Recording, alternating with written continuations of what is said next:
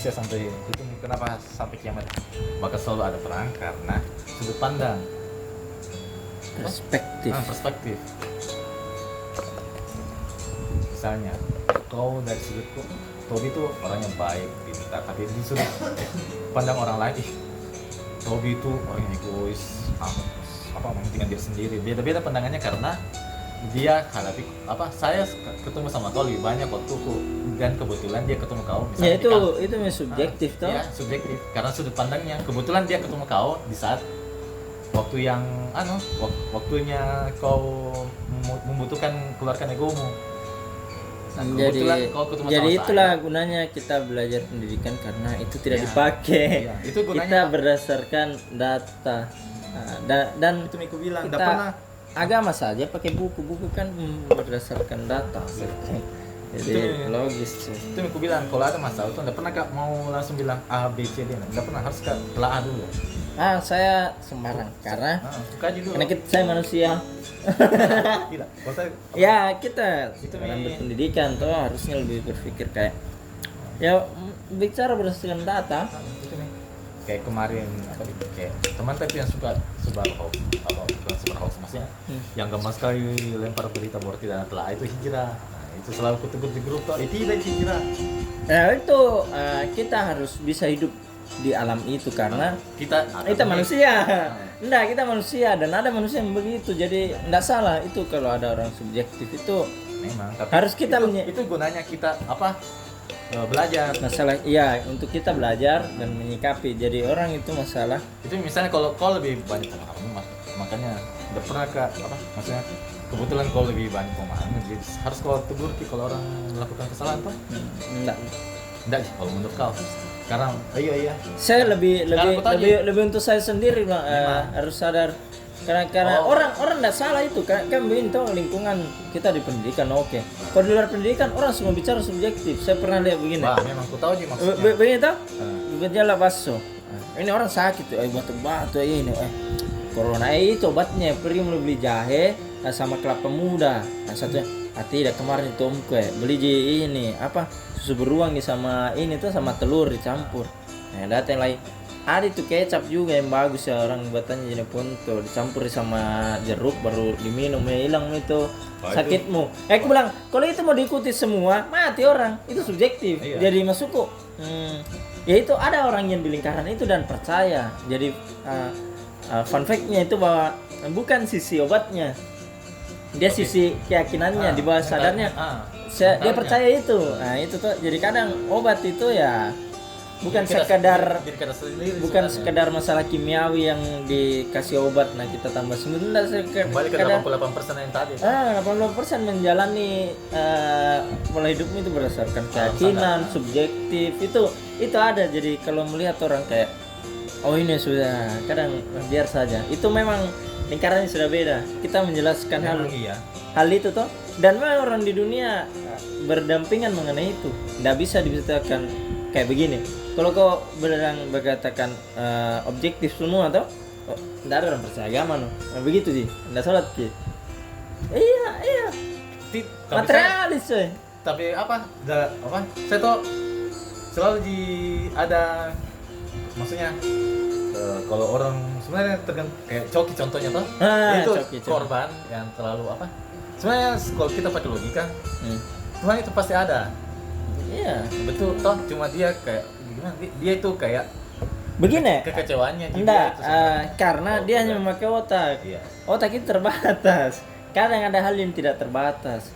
Nah kita mau buat mau meludah ke atas pasti akan jatuh ke mukamu toh. Nah itu ada ayatnya gitu. Ya itu hal-hal yang nggak bisa dilogikakan juga dan ya logis saja. Bahwa kalau Coki kan begini, kalau naik pesawat pas pesawatnya tabrak awan dan awan yang goyang-goyang orang lainnya berdoa, toh dia tidak. Saya kan baca buku yang mengenai ini kalau orang ke pesawat jatuh itu pakai pakai parasut ini biar tidak tenggelam nanti harus lewat pintu mana. Saya tidak berdoa karena untuk apa begitu kayak Coki toh. Maksudku ya itu yang menyadarkan kita dalam menjalankan 88% tidak sadar itu pakai logika atau pakai kepercayaan. Jadi dia percaya dengan tulisan, ada orang percaya itu dan itu berjalan beriringan, itu berdasarkan objektif, satunya berdasarkan subjektivitas bahwa nyatanya juga. Jadi apa deh?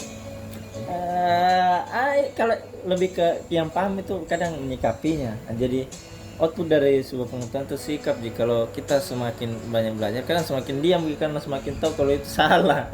Oh gitu. Memang. Kalau kita semakin banyak bicara malah kadang kita yang salah karena kita berjalan berdasarkan apa nih? Karena biasa orang itu selalu sudut pandangnya dia subjektif. Jadi walaupun kita bicara kebenaran objektif, dia bakal nggak terima. Iya, jadi memang harus sisa kita menyikapinya bagaimana. Memang kadang ada begitu kondisinya. Aku bilang, nggak bisa Ji, misalnya ada kesalahan kayak kasus corona kemarin tuh, aku bilang ada lingkaran keluarga aku yang tidak percaya tuh, jadi udah misalnya terserah mereka mau bagaimana, yang penting saya jalan dengan cara apa toh. Oh kalau saya corona itu percaya bahwa itu perang itu Ji. Itu maksudku penyakit oke. Tapi perang itu ternyata kalau ada spesifiknya toh, itu perang bukan cuma bukan cuma tembak-tembakan, dan ada namanya lockdown. Kau tahu lockdown? Itu lockdown. Lockdown itu terjadi bila terjadi perang. Di luar perang itu tidak ada lockdown. Maksud kalau contoh ada bencana alam, tidak lockdown orang. Mungkin akses tertutup karena memang lagi perang. Biologis. Iya, jadi masukku kenapa sampai lockdown dilarang ke sini itu orang begitu terjadi kalau keadaan perang. Tapi paham kok maksudku kalau kita lagi perang antar negara, orang dilarang pergi, lockdown dulu, itu pas perang. Kayak apa? Kayak ada suatu daerah yang khusus kita pergi ke sana mengungsi itu di lockdown. Kayak maksudku itu bukan sekedar penyakit. Kalau itu gue bilang tahu itu perang. Memang karena apa? Aneh. Maksudnya kan biasa itu kalau penyakit yang kayak virus begitu, biasa itu ada polanya, dia beberapa bulan habis. Maksudnya kan fungsinya misalnya kita karantina itu seharusnya kalau semua disiplin karantina seharusnya terputus sendiri toh, ini udah pernah putus. Aneh. Jadi perang jadi hal yang paling saya bilang toh, itu yang menjengkelkan manusia tuh kalau tidak ditahu. Ini perangnya apa tuh? Apakah ini negara atau apa? Karena dia bilang kalau ada sebuah krisis itu pasti ada pemainnya. Pemainnya siapa? Yang mempunyai keuntungan. Pasti itu yang buat itu krisis. Begitu sih. Kayak sekarang ini banyak negara yang resesi tuh. Gara-gara efek jangka panjangnya juga. Itu enggak. Ada perang ini namanya Sandiaga Uno, dia bilang kenapa Rusia perangnya lama sekali? Oh iya. Itu tuh. Karena dia untung. Iya, dia pemainnya. Dia yang buat ini perang. Kan dia tahu akan semakin mahal bahan bakar, energi dan dia memenangkan. Dia tidak perlu menang, itu begitu saja, dan dia untung terus tuh. Karena dia penguasa cadangan minyak. 50% gas dunia kan dari sana. Dan ada itu memang lahan ininya tuh kayak gokil itu. Kenapa lari-lari ke mas? Tapi bagus.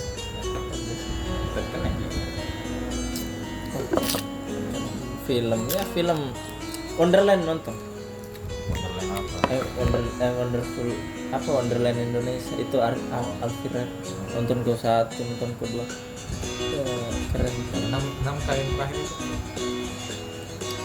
Kenapa ya maksudku kalau kau sudut pandang mengenai subjektif ya. Enggak ini kalau ada orang yang begitu.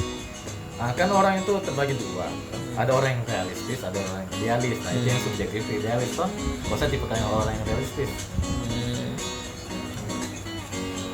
Tapi ya harus ada maksudku ya. Kan apa? Ya kayak deh kan pesulap merah dan dukun-dukun lainnya kan. Itu tetap ada yang percayai kan si pesulap merah itu orang yang realistis objektif toh. Kalau itu yang dukun-dukun itu subjektif dan idealis semua itu. Pembenturan ideologis. Iya, semua enggak ada yang salah maksudku. Di dunia kan awalnya subjektif semua. Sudut pandang manusia itu subjektif kan? Memang. Individu tuh. Soal dipengaruhi hal lain. Itu di dalam objektif kan kumpulkan bahwa menyimpulkan. Tapi kan ada term errornya juga untuk berapa persen ini yang masih. Ternyata tidak semua orang kalau senyum itu bahagia, begitu tuh. Jadi hanya masalah dominan atau tidak. Ya kan harus percaya data sama tidak ya. Yang masalahnya yang beragama itu kadang malah yang objektivitasnya tinggi. Yang diciptakan aljabar kan orang Islam. Aljabar itu ditemukan gara-gara ada nolnya. 0, 1, 2. Al-Khwarizmi nama Iya maksudku pertama kan 1, 2, 3 kan kenapa ada yang kurang ya? Tambah 0 belakangnya solusi. Semua orang pakai 1 dan 0 sama komputer pakai 1 dan 0. Biner. Biner kan logis toh. Itu yang enggak pernah aku baca tuh komputer kuantum. Enggak ya? Nah, komputer kuantum itu dia pakai teorinya Einstein. Dia pakai qubit. Qubit itu pakai kuantum. Jadi kalau biner kan kalau tidak 1, 0. Iya. Nah, aku tahu juga konsep biner. Kalau qubit tidak. Apa dia? Qubit itu 1 nih. Terus bagaimana cara? Tapi dia bisa 1 dan 0. Bagaimana caranya? Nah, itu pakai kuantum. Jadi memecah sebuah logika itu di luar teori dasar Newton bahwa kalau 1, kalau tidak 1, 2. Kalau 1 menyala, kalau 0 mati. Nah. Itu kan harus 2 hal. Nah ini satu hal bisa membagi jadi dua. Ini satu yang bisa satu nilai yang bisa jadi dua. Iya, bisa dua materi. 2 materi. Hah. Jadi qubit, kalau qubit kan 1, 0. Kalau ada nilai 1 dan 0 menciptakan 1, 1. 0 enggak. Kalau ada 1 dan 0 kan yang bisa muncul kan 1 dan 0, 0 dan 1. Kalau ada lagi 1 dan 0 muncul 4 kombinasi. 1 dan 1, 1 dan 0, 0 dan 1. Dan 0, 0, 1, 1, 1, 0, 0, banyak kombinasi, ada 16. Kalau qubit itu kalau 2 itu menjadi berjuta-juta ini. Nah begini dia kayak logonya Meta. Jadi dia itu yang akan merusak bilang logikanya Bitcoin. Kata blockchain, belajar ke Bitcoin blockchain. Itu logikanya begini. Kalau saya punya catatan. Oh iya, yang itu yang bakal bertambah terus angkanya ke belakang. Anda, begini. Bitcoin, saya yang paling pertama punya Bitcoin. Saya ciptakan Bitcoin 10. Saya catat di sini Bitcoin pertama itu 10. Ku kasih kode 1. Nah, Bitcoin ini kalau mau dibagi ke orang, syaratnya harus ada catatan selanjutnya yang berkaitan dengan Bitcoin yang pertama. Catatan pertama. Jadi 10 Bitcoinku 8 ku kasih ke Ian. Bisanya masuk ke dompetnya Ian, harus ada catatan di sini. Tanggal ini, hari ini, blok kedua. Ini kan blok pertama, blok kedua. Ku kasih 8 Bitcoin ke Ian.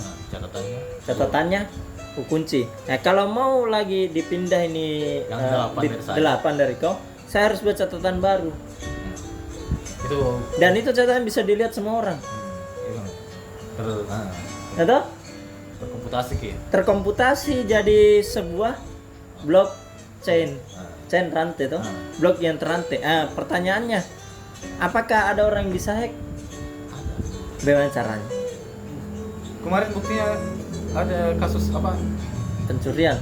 Itu beda. Tidak. Itu pencurian tetap kentara karena contoh kau yang punya wallet isinya 8 tadi toh, 8 Bitcoin. Dan ada orang akses walletmu dan dipindah ke orang. Ya memang kau pencurian, tapi tetap ada laporannya di sini. Apa blockchainnya, apa kodenya sama yang diambil? Enggak, di laporan bloknya Bitcoin ada bahwa dompetmu terkirim di dompetnya orang itu. Ada kode tambahannya dari blockchain. Ya pertanyaannya. Kan ada catatannya di saya bertambah dengan nilaiku tetap ikut di dia tuh. Ya tertransfer karena kau dihack. Yang pertanyaannya, Bitcoinnya bisa dihack tidak kalau begitu? Enggak. Itu dinamakan blockchain revolusi 3.0 bahwa kalau 2. Bukan tong itu ya, itu web, lebih ke sistem server. Kalau kau pergi Facebook, kau bom Facebook, selesai, hilang semua datamu toh? Ini tidak. Karena banyak karena sistem servernya sharing. Jadi kau di sini jalan ke komputer, kau masih bisa jalankan ini blok. Mengerti ya itu yang sistem sharingnya. Jadi tidak bisa dihack. Pertanyaan bagaimana cara hacknya ini? Kalau apakah aku langsung gini, oh blok pertama langsung ku ganti deh, ku hack ki. Blok pertama. Ku ganti 100 Bitcoin ini, ku transfer ke saya. Tidak bisa karena memang aturannya harus Terkunci, melanjutkan blok selanjutnya. Karena sudah Terikut rantainya. Kalau kau rusak ini rusak semua dan itu mungkin Anda bisa dihack. Metode itu yang harus diterapkan di negara karena biar ditahu ini yang korupsi punya jejak ini jejak itu istilahnya. Kalau sederhananya sekarang jejak digital, tapi jejak digital kalau kita belum Google kan hancur. Itu yang gunanya apa yang pernah pakai Ahok, dia mau Jakarta mau pakai budgeting yang pokoknya catatan masuk misalnya dari rapat DPR kan ada catatan masuknya. Nah nanti di situ semua aliran itu bakal terekam dari misalnya dari DPR ACC dari DPR terus ke begini Pemkot, terus dari Pemkot ke dari Pemprov ke Pemkot, dari Pemkot pindah ke dinas A, pindah ke dinas B, pindah ke dinas C, pokoknya semuanya tercatat ya secara online. Itu konsep yang mau pakai semuanya bagus. Enggak, itu yang terjadi di internet sekarang. Itu jejak digital, tapi ini jejak digitalnya beda. Dia terikat enggak, kalau orang dulu pakai sistem server dia big data. Nah, big data negara punya konflik apa dibom diputus sistem internetnya hilang, datamu tuh hilang karena dia mempunyai sistem yang tersimpan dan yang namanya yang tersimpan itu bisa diedit. Kalau sistem blockchain tidak bisa diedit. Terus dia tersimpan di mana? Dia tersimpan di seluruh komputer orang yang mau menjalankan sistem itu. Ngerti kok? Jadi itu yang bedanya sistemnya. Kalau server itu bukan matahari, piramid. Buat titiknya itu di servernya. Nah kalau blockchain itu sistemnya matahari. Matahari. Saya komputer, kok komputer. Saya ada orang mau transaksi Bitcoinku ke dia toh. Yang dulu selesaikan transaksi kalau di bank siapa? Kan bank. Toh? Sekarang tidak, siapa yang punya komputer mau selesaikan transaksi ini kok aku kasih beberapa Bitcoin. Syaratnya kau harus punya komputer. Di seluruh dunia banyak komputer, dipilih di situ random mana yang mau butuh harus selesaikan nih transaksi, baru kau dapat. Pertanyaannya, kalau di Eropa mati semua komputer toh, negara lain kan bisa selesaikan dengan sistem sharing. Kalau servernya Google di sana hilang, Google Drive kak semua. Itu dia kayak jaring laba-laba yang luas begitu toh. Iya, jadi kalau ada putus satu ya masih itu dibilang kayak internet itu tersambung-sambung. Itu teori mendasarnya blockchain. Dan itu kalau selesai transaksi harus dicatat dan semua orang bisa lihat ini uang lari kemana, uang ini. Pertanyaannya siapa punya Bitcoin, siapa punya sistem blockchain? Tidak ada yang punya, karena semua orang masuk di situ. Itu namanya proof of work. Jadi semua kayak biar saya buat tidak bisa edit, karena itu syaratnya kalau mau merubah keputusan untuk beberapa saat. Jadi itu keputusan di blockchain apakah bertambah tidak itu ke depannya, bukan ke belakangnya. Kalau yang sudah lewat, kalau ke depannya contoh nanti di tahun ini ke depan setelah habis akan ditambah jumlah koin. Itu dilakukan berdasarkan semua orang yang punya Bitcoin. Di keputusan itu berdasarkan pemilik koin, bukan yang bikin developer. Nah itu dinamakan Web3. Kalau Web2, Web 2.0 itu namanya Instagram, karena keputusan Instagram dibuat sama Instagram, bukan yang pemakainya. Twitter, YouTube itu Web 2.0. Kalau Web 3.0 developer itu hanya punya suara cuma 20%. Sisanya keputusan apakah ini pornografi mau dihilangkan, ini konten mau diperbagus itu dari pengguna. Nah itu Web3. Nah itu yang menjalankan sistem. Ya jadi kayak begini, Gozali toh itu masuk di Web3 di OpenSea toh. Dia keputusan dia naiknya dia booming atau tidak itu bukan berdasarkan logaritma, berdasarkan komunitas. Memang bagus naik lah. Meme naik, Dogecoin kan itu bukan berdasarkan logaritma. Memang oke kesini keren ini orang ya begitu. Jadi keputusan developer itu sedikit. Itu kerennya di blockchain begitu. Bitcoin itu mau ditambah jumlahnya tergantung kesepakatan bersama semua yang punya koin. Jadi itu kenapa tidak bisa dihack, karena ya tidak semua orang punya akses untuk beli semua itu Bitcoin. Kan dia terbatas tuh berapa juta di nanti. Iya, maksudku bisa mau ada orang hack ki, kalau akses semua walletnya orang yang punya Bitcoin itu konsep dasar Bitcoin. Nah, kenapa dibilang tadi kembali ke Ada pertanyaanku. Kenapa ada itu siapa lupa itu yang pembicara itu yang bilang pengusaha yang dari Amerika, rumornya lempar kalau yang bikin Bitcoin itu Rusia. Wah. apa? Fakta itu atau cuma rumor yang lempar? Yang saya tahu itu dulu begini. Yang ku tahu dia itu melawan sistem uang. Kau tahu uang sekarang? Uang kan dicetak tidak berdasarkan emas. Saya nanya negara mau cetak, krisis di 2008. Makan? Hah? Mau makan? Terus Kalau mau makan goreng telur. goreng. Kau? Goreng saya. Masuk pakai. Jadi di 2008 kan krisis Iya. subprime mortgage itu kan gara-gara kurasa kayak di Indonesia nanti karena banyak begini.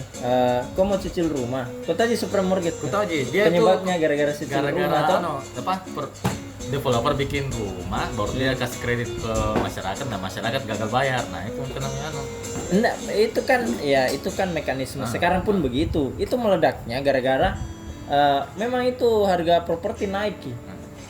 Nah, harga properti naik, jadi orang yang baru ini bang butuh orang yang mampu macicil. Karena orang macicil itu dia punya sebuah surat yang dijaminkan dan yang jaminannya itu diputar lagi untuk dapat uang baru M2, M3, M4 dan sampai apa M mana kamu? sampai M100. Oh jadi kan konten. Enggak. Ya enggak apa-apa ikan diskusiannya. Iya. Sampai M100. Itu M100 kan M1 asli, M2 80% uang yang ada. Kan begitu diajarkan di Pak Samsir loh. M1 itu uang yang benar-benar dari emas. Tentu 100 juta. Nah, M2 itu uang yang disisakan 20% dan 80% yang dipinjamkan orang. Cetakan M2. M3 itu 80%. Itu sampai di era subprime mortgage itu sampai 100. Karena orang pinjam uang biar jadi bubble Ki. Uang membesar kolaps nih karena nyatanya tidak ada.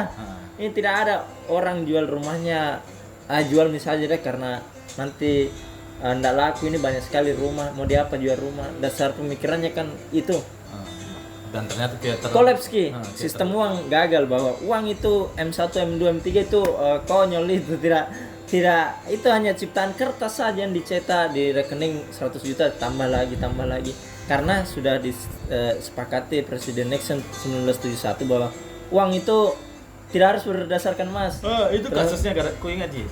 Kan dulu berdasarkan emas. Nah, Prancis nakal Amerika. Dia mau berdagang sama Amerika asal pakai emas.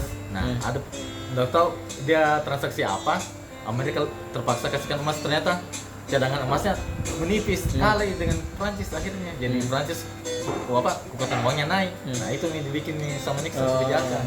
Iya, enggak tahu. Kurang ajar ini di Prancis nakal nih kan dagang minyak atau apa pokoknya tuh. Prancis bilang, kalau mau kau berdagang sama saya kok pakai emas Ki. Dia tidak sadar, habis Ki lebih banyak cadangan emasnya Prancis, jadi kuat Ki nilai uangnya Prancis toh. Kurang ajar. Kita ganti, jangan pakai emas anunya. Itu nih Nixon bikin kebijakan. Dia pakai apa lagi? Ya bahwa tidak inflasi dasarnya tidak jelas Ki. Harus kekuatan ekonomi harus. Karena sudah agak di era itu kan negara sudah pada merdeka, bahwa kekuatan mendasar ya teorinya kalau saya kuliah Keynes itu menjelaskan tengahnya sebuah invisible hand itu uang dolar tuh. Setelah perang dunia kedua kan jelas itu di tengah-tengahnya permintaan dan penawaran itu harus ada uang.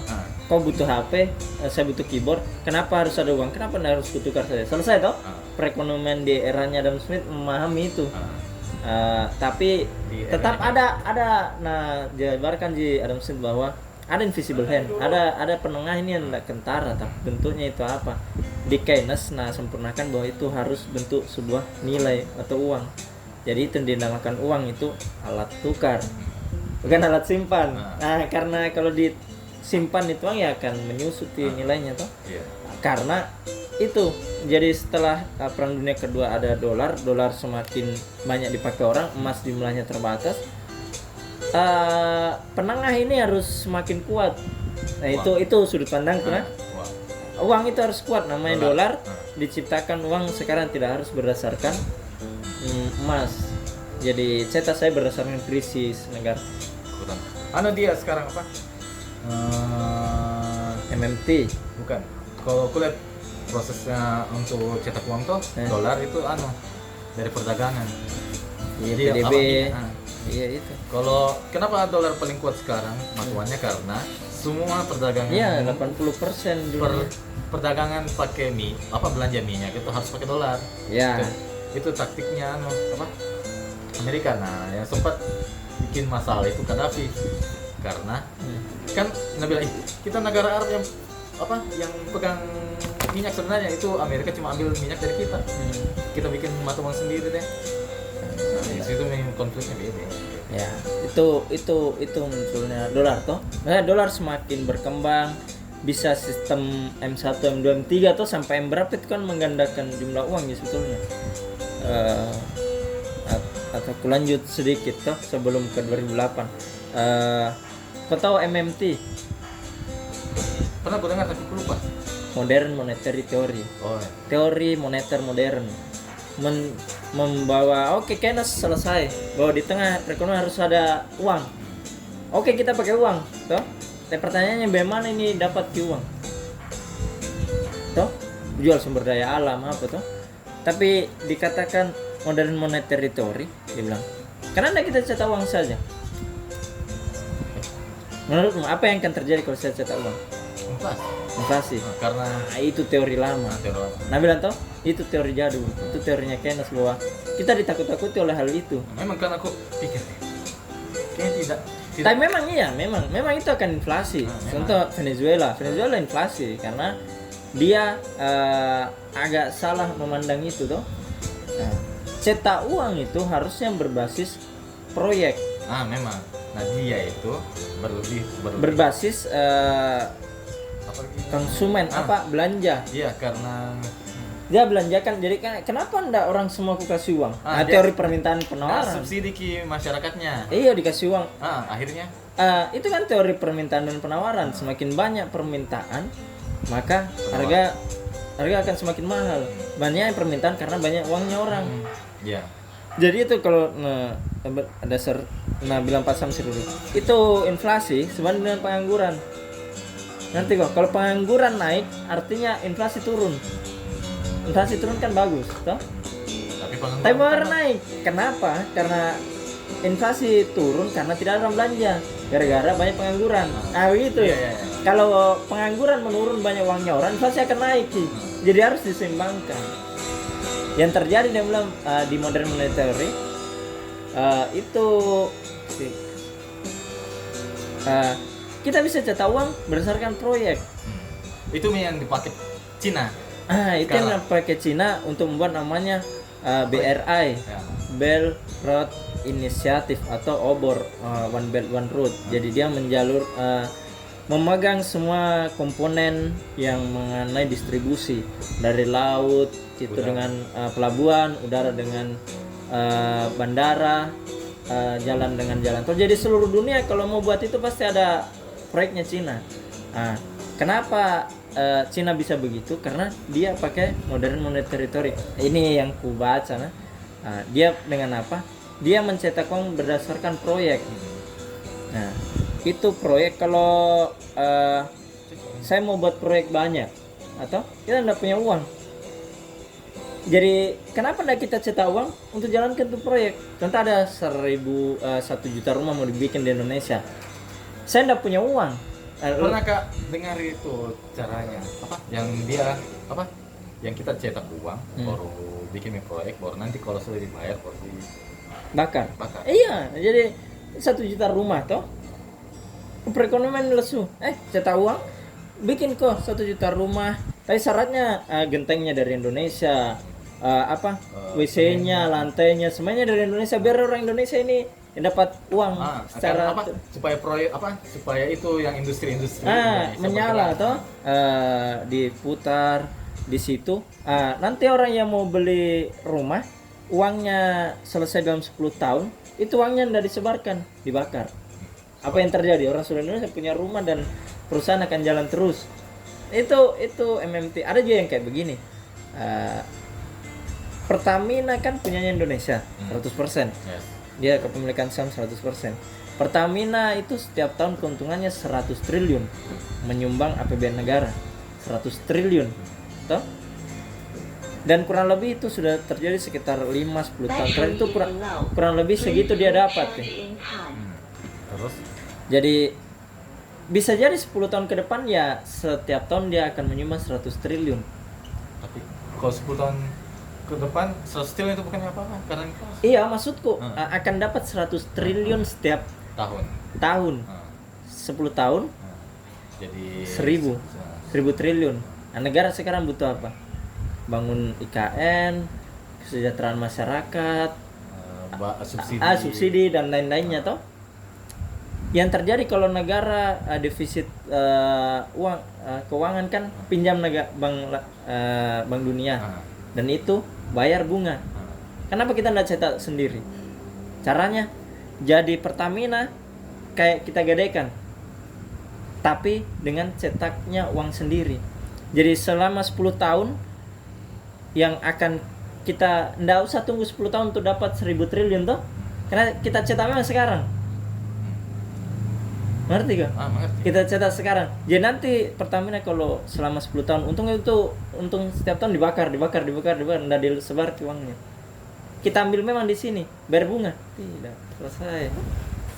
Itu Kenapa tidak dikonsepkan itu Kosler teori?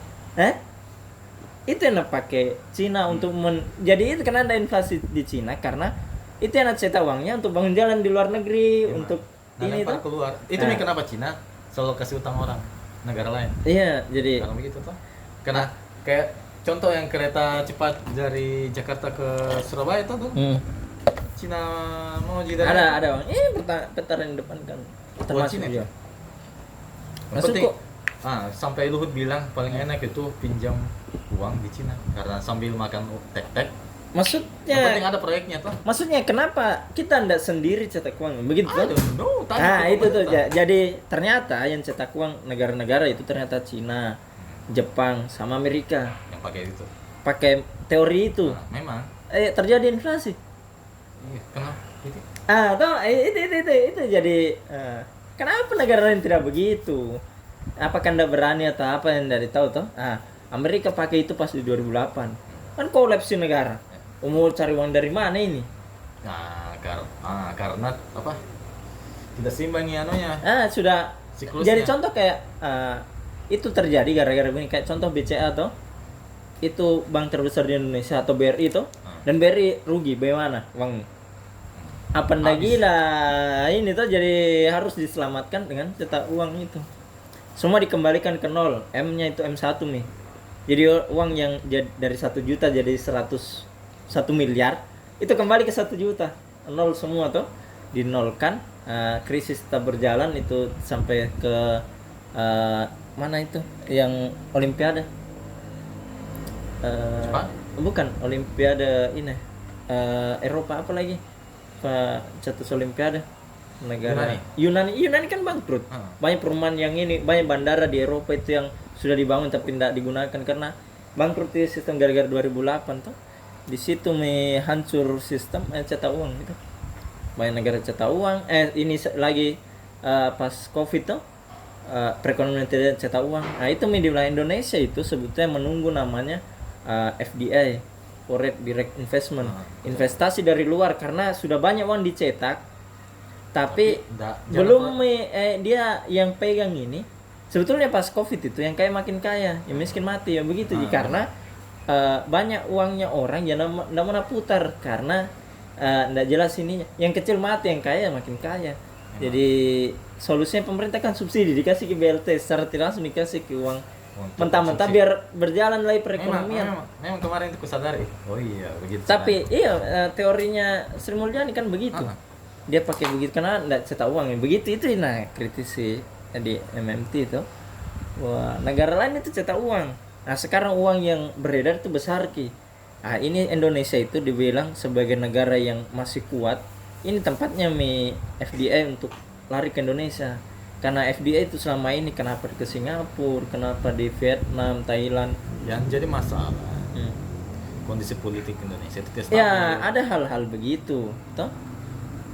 Kayak MMT juga itu tidak bisa secara terang-terang akan dilakukan karena birokrasinya belum merdeka. Contoh kalau begitu kayak MMT dicetak uang tuh, gilanya itu proyek dong, maksudnya sisi-sisi Kalau tidak IKN tidak perlu butuh investor dari luar. iya, toh tidak perlu pinjam uang yang akan jadikan bunga. Kenapa tidak kita? Dan kita bisa kayak begini juga beda. Contoh Indonesia kan punya cadangan emas sampai 40 ton di Freeport. Karena tidak kita hitung semua baru kita cetak uangnya. Kan bakal ada. Maksudnya kan Kenapa? Kenapa iya, kita mengerti ya maksudmu. Kenapa kita tunggu 40 tahun terdapat uangnya tuh? Karena ada cetaknya sekarang yang tidak ada bunganya. Logis tidak? Logis. Gokil itu sebetulnya itu. MMT itu sudut pandang begitu. Nah itu. Kalau saya kan penganut Keynes ya. Iya, itu masih ngawang. Keynes kan jelas sih. Sudah pakai semua orang kita pakai. Cuma itu kan teori itu. Tapi ada negara yang pakai begitu, itu yang Masalahnya konkret ya, ada buktinya. Iya, dan idenya jelas ki, tidak ngefek. Tidak ngambang. Tidak ngambang. Karena ada yang contoh Amerika coba. Jadi disitulah ada itu kembali ke 2008 toh, Supreme Mortgage toh. Disitulah munculnya Bitcoin. Bitcoin itu dasar pemikiran blockchain kan itu sederhana sebetulnya. Catatan yang dirangkai. Itu ada nampilan beda proposalnya mahasiswa S2 di California ke di mana. Bahwa itu dia mengembangkan sebuah sistem yang harusnya itu begini. Ada namanya proof of work. Semua orang percaya, semua orang sepakat bahwa kalau kita mau menjalankan sistem harus saling tahu. Proof of work. Proof of work itu bagaimana kah? Proof of work dunia. Proof itu kepercayaan. Kayak penerimaan, kayak approval kayak proof kayak penerimaan proof of work. Oh iya begini, sistem blockchain itu bukan cuma yang menyelesaikan transaksi yang dapat uang. Tapi sebelum itu berjalan seluruh dunia harus tahu bahwa catatan ini benar, disepakati orang seluruh dunia. Proof of work. Proof of work itu. Jadi itu hanya kayak dibilang begini, kotak ini harus punya sambungan kotak ini. Kotak ini. Jadi kalau saya mau rubah kotak ini Anda bisa karena sudah disepakati bersama bahwa ini benar. Dan kalau benar ya kita akan berjalan terus. Kalau saya tulis 10 di sini artinya di sini ya mengatakan bahwa tetap 10 walaupun ada di sini. Dan tidak ada bisa rubah itu hal mendasar di proposalnya itu 98 sebelum ada internet. Di 2008 kayaknya ada sebuah kelompok Satoshi Nakamoto itu bukan satu orang, dia itu kayak kelompok yang sepakati bahwa kita coba ini dalam melawan sentralisasi dolar. Kan kalau uang dicetak senayanya kan sentral tuh. Kalau saya punya uang cetak, tuh. Karena apa? Trump bilang namanya the Fed itu tidak bisa dikontrol. Ya, nggak bisa dikontrol. Kan dia swasta. BI kan swasta, begitu. BI-nya Amerika. Indonesia. Tidak. BI itu swasta. Institusi independen. Sama, itu swasta namanya. Maksudku dia cabangnya Bank Dunia, Federal Reserve. Federal Reserve kan ya lebih ke Amerika. Itu swasta. Jadi produk uang yang kita pakai setiap hari itu swasta itu tidak. Jadi saya magang kemarin di perusahaan swasta. Swasta, karena dia punya gubernur sendiri toh. Iya. Itu swasta, moneter, bahasa moneter itu swasta semua. Maksudku tidak ada negara yang punya mata uang ya. Di situ itu namanya kan begini toh, piramid. Semua akan kembali ke Bank Dunia sampai sistem cetaknya kan adanya bubble dan lainnya krisis gara-gara terlalu banyak dicetak toh. Iya, memang. Muncullah namanya Bitcoin, Satoshi Nakamoto keluarkan sebuah white paper, kertas putih yang mengisikan bahwa mekanismenya begini, kau dapat uang begini, dia akan tercetak begini dan tidak bisa dihack dengan mekanisme proof of work-nya itu. Dan itu adaptasi, Bang. Ya dulu kan Bitcoin udah ada harganya. Memang. 1-2 Sebenarnya pizza. itu waktu 2000 berapa sih? 2011 kan 2012 sempat dibahas Bitcoin sama temanku, ada nilainya kayaknya berapa dia? Ini teman naik yang di mana? Anak Cuma waktu itu HP masih terbatas, masih HP kan. anak teknik. Dia bilang dulu pernah main game dapat di Bitcoin pas dicetak dapat 900 juta. 27 Bitcoin. Nah, jual masuk kok. Ya dulu dibagi-bagi karena menawarkan ini solusi, ini startup, ini solusi Hal baru. bagi untuk mengatasi uang yang terlalu sentral. Pokoknya judul itu kayak apa dibilang, untuk transaksi antar negara dibilang ya. Ya antar Toh, negara toh, tidak ada fungsinya. batas ini. Maksudku Gue ngaji temanku yang kuliah di ITB yang jadi stand up comedian sekarang tuh pernah dibahas Bitcoin sama saya. Bilang, ini bagus nih ya. ya maksudnya ya Tapi memang belum- begitu. belum ada media aku untuk Ada namanya lebih ke populer. Kalau enggak populer ya biar hal yang bagus itu kan Memang. enggak Saya- jadi saya inovatif. juga, apa takut nanti ada apa-apa ternyata anjir coba saya punya di itu yang beli deh. Jadi apa deh di situ muncul Bitcoin dan semua mengadaptasi dalam konteks NFT, metaverse. Itu sertifikat tanah. Maksud begini, sertifikat tanah kalau di BPN kan masih bisa diedit toh. Iya. Kalau dikatakan bahwa ini yang punya ya biar mau kapai percaya. Buktinya banyak sertifikatnya baku timpas kan. Iya toh karena tidak. Sistemnya tidak ada. Dan itu ke depan akan metaverse, blockchain. Nonton moga saja banyak reviewer mengenai itu tuh memahami blockchain itu untuk apa. Itu gila ya masuk kok. Ya akan uang itu sangat fana tuh. Emas saja fana. Memang begini, kalau Bitcoin diciptakan 100 toh, dia akan menggantikan semua emas. Kata emas, emas kan ditambang. Memang langka. Tapi kalau ditambang kan ada. Bakal bertambah terus jumlahnya. Sampai ada itu Cina. Kenapa dia gentol sekali untuk mau ke luar angkasa? Dia itu mau pergi ke bulan dan nambang emas di sana. Katanya ada materi yang lebih berharga daripada emas di sana apa betul? Iya, maksudku Pokoknya dia mau menambang ke sana. dia mau menambah emas di bulan kayak gila dong itu. Masalahnya NASA menganggap dia yang menguasai angkasa. Harus ada harus Iya. ada izinnya NASA. Enggak, maksudku itu kayak bulan yang di luar ini toh, di luar area toh. Kayak Kutub Selatan kan tidak ada yang punya. Itu hanya tempat riset. Tidak ada yang kayak ini wilayahnya. Tidak ada negara yang mau. Nggak ada yang ini tuh, sama halnya kayak di ini luar angkasa. Di semua orang riset tapi tujuannya ya cari. Siapa? Apa kak? Oh ada Ji.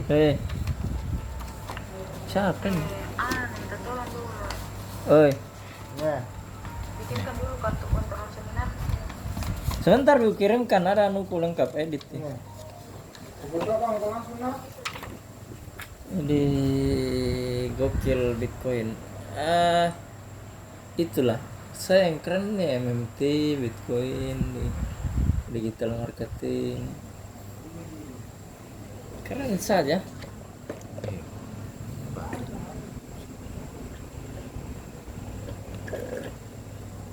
Cina itu gila. Dan memang Dan dia kerennya kan one single party country iya.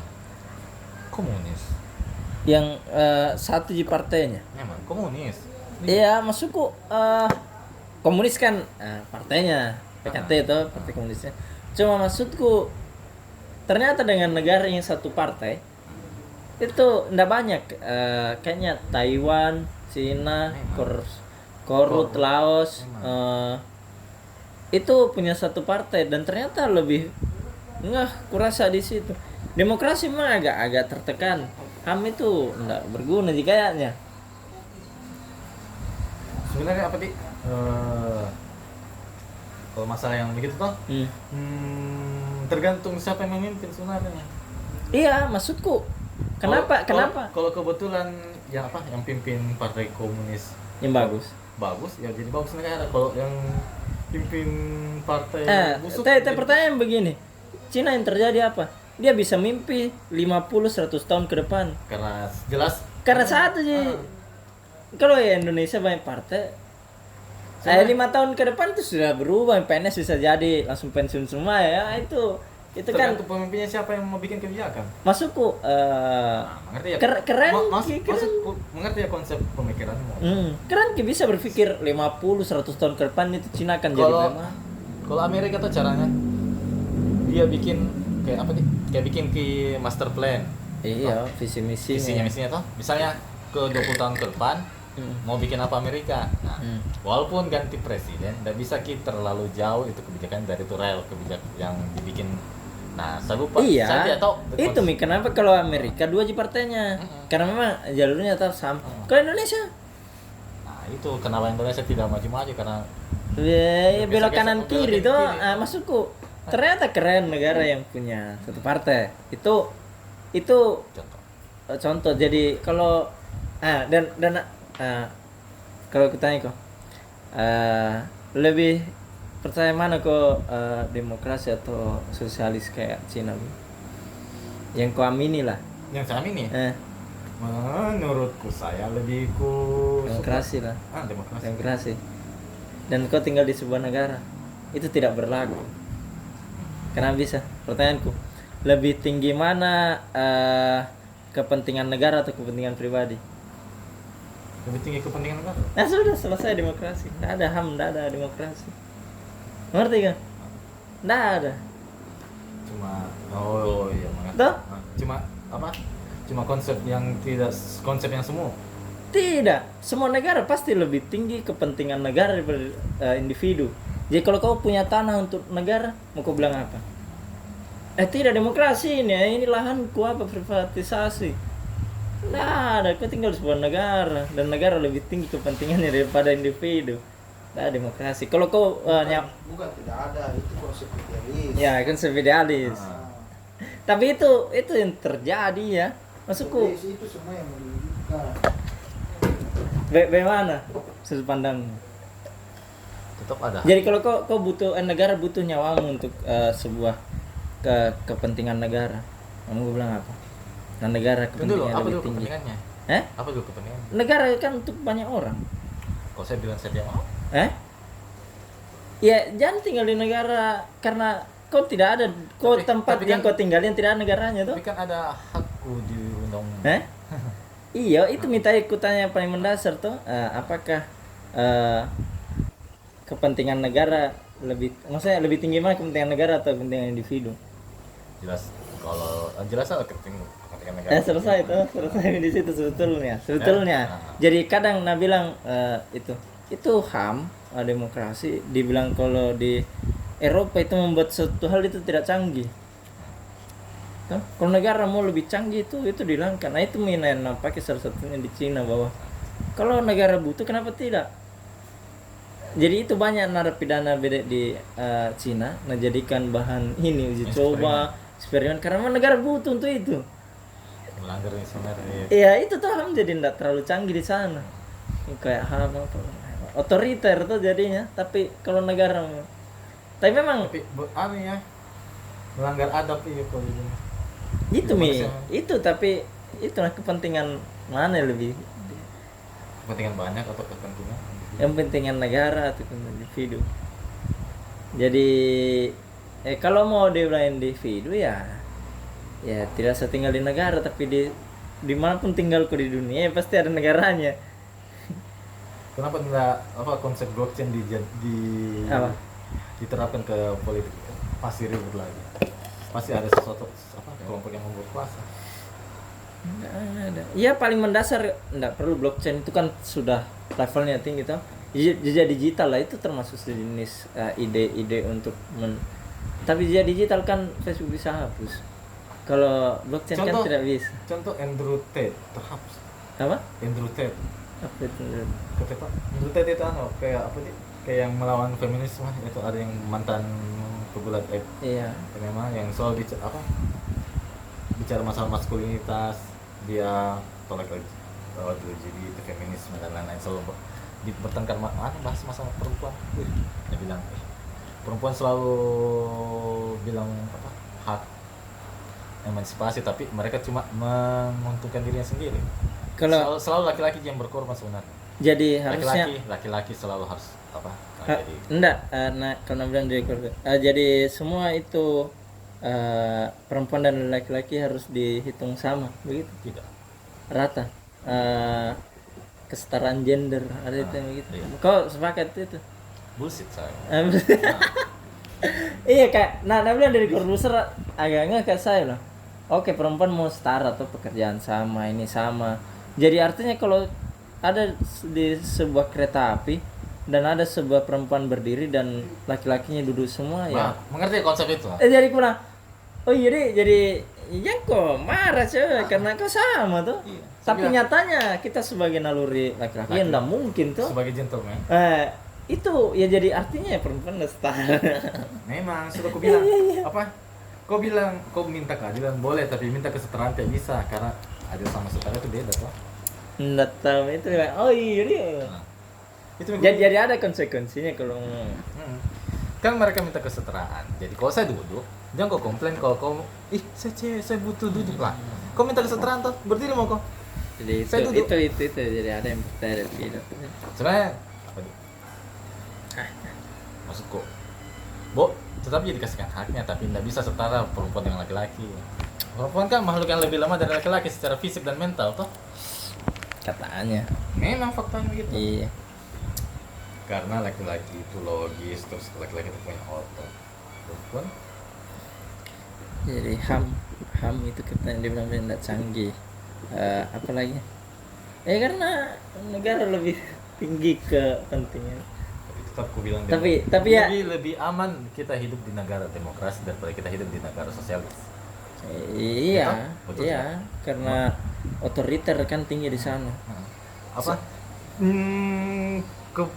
Kepentingan kita sebagai warga bakal bisa terhapus dengan sendirinya kalau negara membutuhkan. Iya. Ya tapi karena maksudku negara mana yang kepentingannya tidak lebih tinggi kepentingan individu daripada ini tuh negara enggak ada. Semua pasti lebih tinggi kepentingan negara. Biar di negara demokrasi mana. Itu kan dibilang itu yang paling mendasar. Menurutku lebih tinggi kepentingan masyarakat.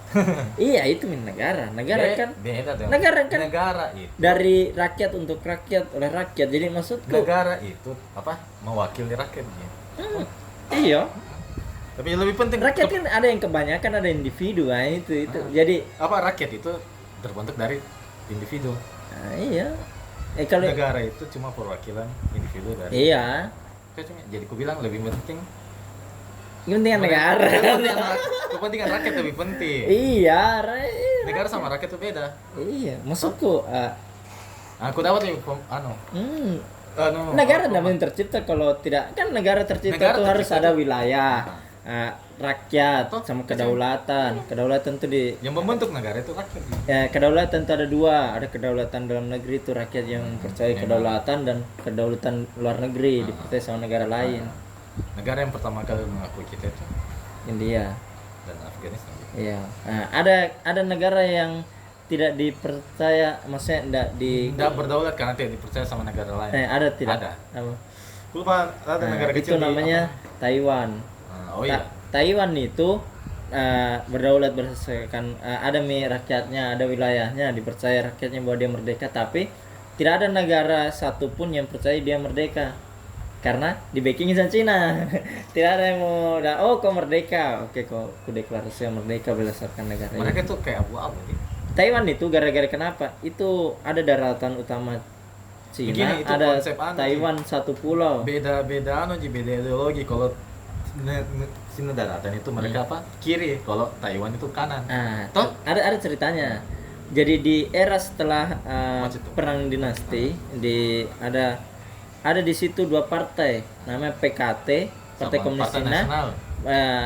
Bukan, ada namanya Kuomintang. Nah, ini dua partai bertikai untuk maksudnya kekuasaan. untuk Kekuasaan. pemilihan siapa yang punya revolusi. Di situ ada namanya bukan Xi Jinping. Siapa yang nama Deng Xiaoping pemimpinnya? bukan, sebelum Deng Xiaoping. Mao Zedong. Mao Zedong. Mao Zedong di situ ketua partainya PKT. Nah, ada namanya Kuomintang ini kalah di situ. Jadi dia itu seluruh anggota partai Kuomintang itu pergi ke pulau di mana itu namanya kan Taiwan. Bah, memang apa? Yang jelas itu Ya di yang situ Mi nasionalis itu pindah semua ke Taiwan. pindah ke Taiwan. Nah di situ dia merdeka sendiri. Tapi salah konteks ini apa negara yang masih di bawahnya PKT. Jadi itu Mi kenapa di Cina ada beberapa negara. Ada 4 negara Oh itu. ya, Cina Taipei, Cina Taiwan. Eh, Taipei itu ibu kota Taiwan. Jadi ada Cina daratan utama itu Tiongkok. Ada satu namanya Hong Kong, sebuah negara di dalamnya negara, tapi dia mempunyai sistem yang beda. Dia kan liberal Hong Kong. Ada satu lagi namanya Macau, negara perjudian.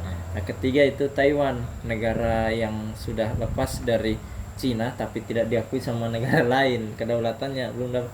Itu yang lagi ribut kemarin tuh yang datang kata ceritanya itu Hong Kong. Hong Kong itu sebelum 92, 95 kah itu sebelum tahun 2000 itu bukan wilayahnya Cina. Wilayahnya apa? Wilayahnya Inggris. Jadi 1800-an itu Cina itu kena namanya fobia opium. Jadi semua orang itu memakai ganja. Jadi pas diserang sama Prancis sama Inggris tuh Cina kalah dijajah itu. Nah, salah satunya itu Hong Kong. Nah, setelah perang lagi mundur semua itu, Hong Kong yang masih dipegang ini Inggris.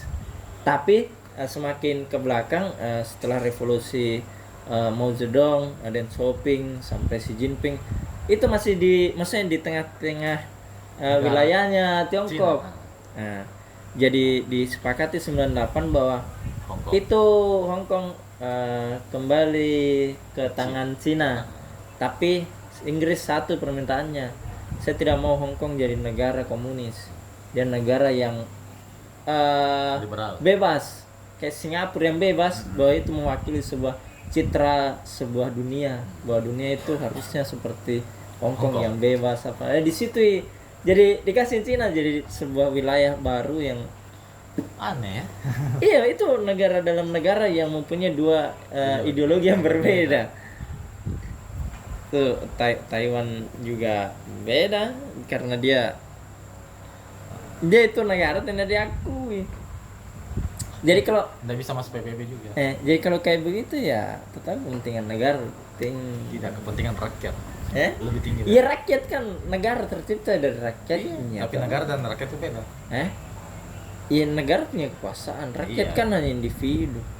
Kan kekuasaan negara terjadi karena rakyat. Iya. Kepentingan rakyat lebih tinggi dari negara. Individu atau rakyat? Rakyat itu terbentuk dari individu.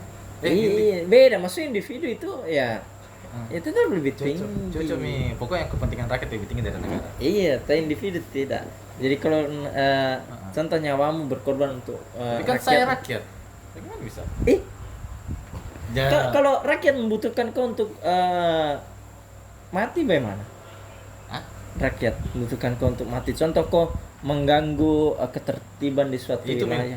Yang penting sesuai undang-undangnya. Iya, itu tetap lebih tinggi. Kepentingan rakyat tuh bukan kepentingan negara. Negara yang buat aturan Iya, rakyat tapi tidak buat aturan. Negara kan perwakilan dari rakyat. Cocok itu.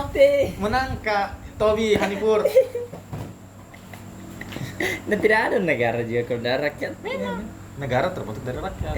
Rakyat itu kumpulan. Memang. Itu apa? Kalau kumpulannya supaya kau untuk disingkirkan saya orang atau kau lebih berjasa. Jadi kau tidak ada kepentinganmu untuk cari uang, kau hanya untuk mengabdi negara yang apa atau mengabdi ke rakyat. Itu kan kepentingan banyak orang lebih. Tidak masalah. Iya, yang penting jangan kau jadikan ke eksperimen anjay. Tapi why not tuh kalau kepentingan negara membutuhkan itu untuk invasi. Kita bisa bicara dulu ke rakyat. Bagaimana rakyat mendukung? Iya. Tidak. Maksudku bicaranya negara kan wakil dari rakyat ya. Itu. Iya. Toh kenapa? Bagaimana? Yang mana lebih tinggi? Kepentingan rakyat atau negara? kepentingan rakyat. Nangkap. Bukan rakyat kutanya, individu atau negara. Tetap Ji. Kepentingan negara apa? Bukan negara. Negara kan representasi dari rakyat. Betul. Dia bilang toh. Iya, rakyat kalau membutuhkan kan ndak bisa rakyat menjalankan negara kalau tidak ada perwakilannya. Ih, justru negara Iya. dijalankan oleh rakyat. Iya, maksudnya ada perwakilan di Perwakilan sana di yang sana. menyepakati bahwa saya butuh kau. Itu gunanya voting, itu gunanya Nah, anggota negara itu DPR. sistem Ji. Betul. Iya, Dibangun sama Rakyat. rakyat. Maksudku kalau rakyat ini kan Terus kepentingan kenapa bisa mempisahkan ya antara kepentingan rakyat sama kepentingan negara? rakyat kan representasi dari rakyat, toh? Negara- Rakyat itu negara. banyak, bukan individu. Yang kutanya kan Iya. individu atau negara. Negara sebagai wakilnya rakyat atau Nah, masalah rakyat Anda bilang secara kepentingan negara lebih tinggi daripada individu sebenarnya. iya. Tapi Iya. ini Kalau berbahasa yang bilang kepentingan individu lebih penting daripada kepentingan negara, memang lebih penting negara. Nah, ya itu Memang. Ji di sisi itu Ji maksudku. tapi ada kepentingan yang lebih penting daripada kepentingan negara. Iya. Kepentingan rakyat. Karena adanya Karena militer bahaya itu. kalau kepentingan negara diutamakan. Kalau- Negara secara tidak langsung itu bukan yang kayak penguasa bukan. Iya, Tetap untuk kayak kepentingan orang banyak. Itu di Cina kan ada proyeknya ini umur manusia. Jadi umur pejabatnya Cina itu di atas 90 tahun. Paling muda 90 karena dia mengeksperimen bahwa harus umurnya pejabat itu lama-lama. Karena itu salah satu citranya orang Cina bahwa Memang kita mencari karena- keabadian toh. karena Tapi itu eksperimennya diambilkan dari orang-orang yang narapidana yang sudah tidak berguna karena negara butuh untuk itu orang tetap umur panjang. Jadi ini para narapidananya katanya toh, nah, itu nambili ini di eksperimen contoh jantungnya Kutu aja. diambil begitu untuk film referensi yang bisa penonton bahas masalah itu. V for Vendetta. Ya, betul. Oke, Pak. Itu dari komik loh. Dari komik tapi bahas masalah politik bagus sekali. Ya maksudku Nonton kok saja V for Vendetta. Bagus sekali. Perfecto untuk bahas masalah itu. Dia tuh apa kan ceritanya Inggris jadi negara yang apalagi kalau kayak Jerman kemarin itu yang Nazi. Nazi yang kena penguasa dunia. Apa bukan? Apa konsep negaranya itu? Hierarki. Kerajaan. Bukan kerajaan. Otoriter tuh. Otoriter. Inggris jadi bukan Pak. Contohnya bentuknya kayak otoriter gitu toh. Nah, negara terlalu otoriter sampai mengkesampingkan kepentingan rakyatnya. Nah, muncul nih itu salah satu V namanya V. Dia itu korban eksperimen negara. Dia itu tahanan. Terus ditekan psikologisnya, badannya dicoba jadi bahan dites untuk bahan kimia dan lain-lain. Nah, ada suatu kejadian. Pokoknya itu tempat eksperimennya. Orang kan itu dari narapidana. Kebakaran. Nah, itu si V itu dia V namanya karena dia itu ada eksperimen 1 2 3 tapi itu pakai angka Romawi itu. Itu eksperimen kelima V. Nah, kebetulan dia itu yang paling unggul di antara semua. Dia eksperimen terakhir tuh. Pokoknya kabur lolos karena kebakaran. Dia badannya itu terbakar. Baru dia kan sudah dites secara dites pakai senjata biologis begitu. Mau dikasih eksperimen manusia super. Dia jadi pintar sekali. Ternyata dia jadi pembangkang yang menciptakan itu negara Inggris. Pokoknya bagus lah.